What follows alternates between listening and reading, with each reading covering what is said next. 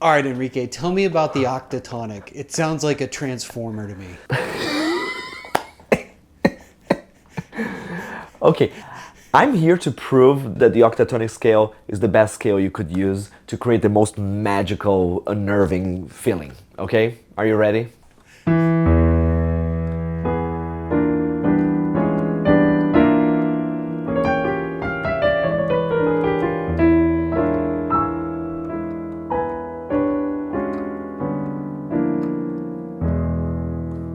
Have Oh, you it's heard this sound beautiful. before? Yeah, I mean, it sounds like we're about to jump in the DeLorean and Back to the Future. This is the scale of the future or of the Yeah, past. I don't know, depending on where you it's situate it al- yourself. it always it is and always was. Exactly. It has some feel of like a diminished sound, but I can tell it's not quite that. Yeah, many people feel or confuse even or say that diminished scale is octatonic because it has 8 notes, okay, octa or 8. It's not exactly the same thing. They both share the same notes, but the starting note is different. So in this case, let me just briefly show how it works.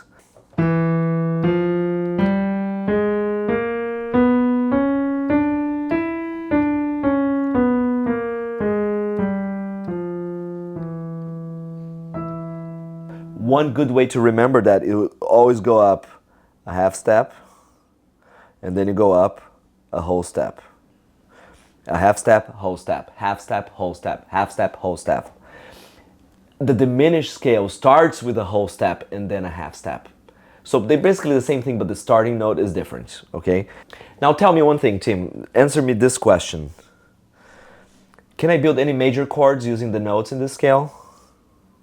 Let me take a quick look. Yes, immediately yes. You've got an E major. E major, if I take these 3 notes, correct. It looks like you've got a G major. Oh yeah, there you go. Look at here, G Yep. major.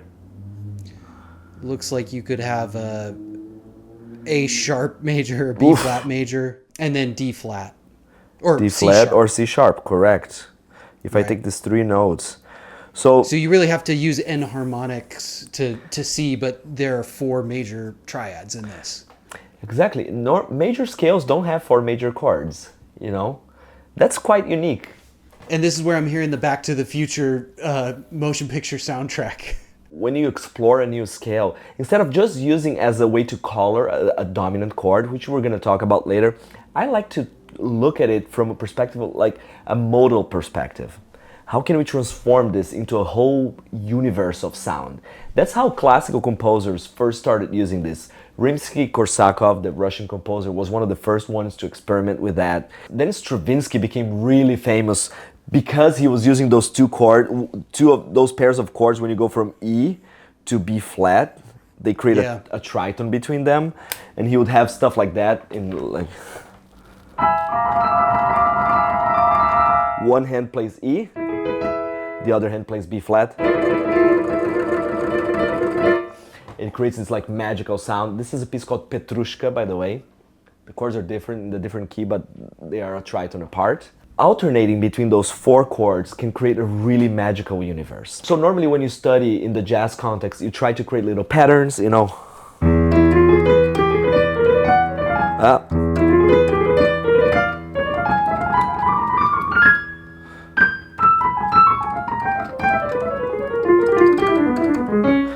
And you know, it sounds a little robotic in my opinion.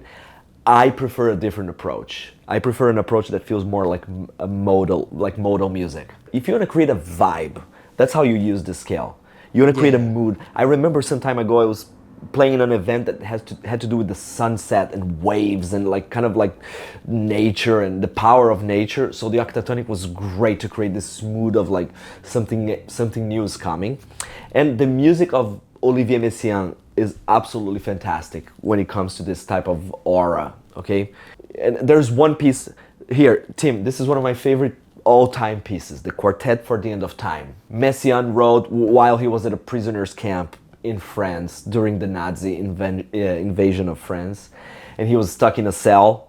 He had a cellmate who was a violinist, another one who was a clarinetist, the other one was a cellist, he was a pianist, and he apparently asked a guard to if he could have some manuscript paper, and he wrote this piece and premiered inside the camp. Okay, this is 1941. The piece is absolutely groundbreaking. And one thing that I love, there's a movement that I love, it's called Louange pour l'éternité de Jésus. It's like the louange for the eternity of Jesus, where it's a really slow, where you hear the slow pulses. I strongly recommend that if you've never heard this piece before, stop, go immediately there and listen to this particular movement of the Quartet for the End of Times, Louange. And one thing I find it very beautiful is the way he moves. He has these pulsing chords.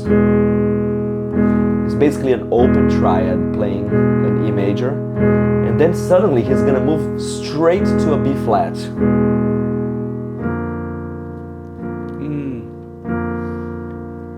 Wow, it's like magical. And now from B flat he's gonna go to G. Even more cathartic, right? Then to C sharp, and then maybe to B flat. There's never an ending, you know.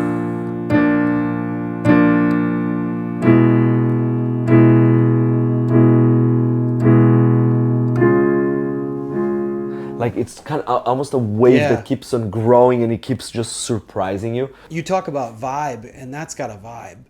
This seems like a really versatile scale because in jazz harmony, a lot of times you can be moving between tonal centers, and this lends itself so well to sort of swiftly moving in and out of different key centers. Let's take a look at how we can translate this vibe into using the octatonic scale. Here's one suggestion, okay? You can set up a drone. You can go on YouTube and just type like drone. It can be an Indian kind of tempura. I use the iTabla Pro. The iTabla it's Pro. It's like $29, and then I have it forever. It's great. I like cello. There are cello drones. I like the cello drones a lot too. So you can set it up. You should start in E major. Set it up. If you play the piano, you can play an E major, or if you can reach, you know, and you start improvising very slowly, really leaning into the tensions.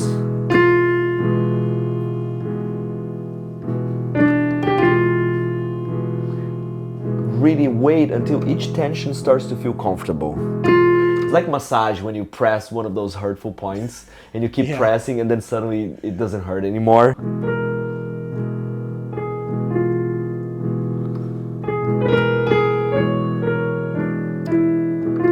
Now I'm gonna change. Maybe I'm gonna go to choose a chord, Tim, from those 4 chords.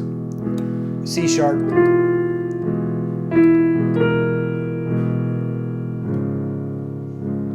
Yeah. I'm still playing the same octatonic scale. I just changed the chord. Change what next chord, Tim? Let's go to G.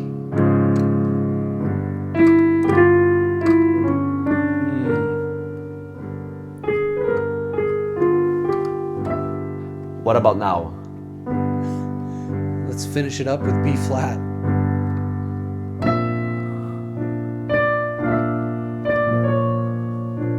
I love this note.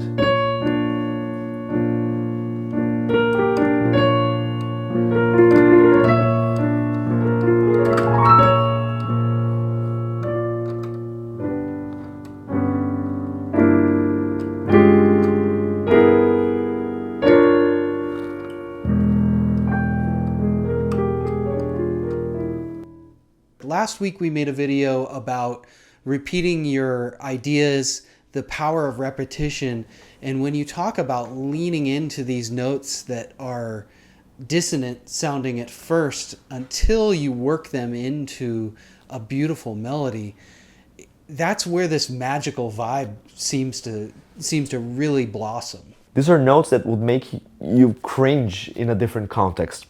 It's not even about the theory. We're using the theory here just to help you create a vibe. You know, that's in my goal here. You know, I couldn't care less about the actual theoretical element behind. I care about the effect, the emotional effect that this has on us. Another great thing you can do is to play with a friend. And one of you is just playing an octatonic melody, the other one is playing chords. It's really fascinating that sometimes you're going to change the chord when the note in the melody is really dissonant, and your initial reaction is like, oh shit, I should have done that, you know. But once you just wait 5 more seconds, and then you start to, actually was a great choice. You can take a step deeper by downloading our ebook. Click the link in the description. And we're doing a May workshop, so check out our website or click the link in the description to join us for writing, reharmonizing. Everybody's going to write their own tune. It's 4 hours, Henrique and I teaching in real time.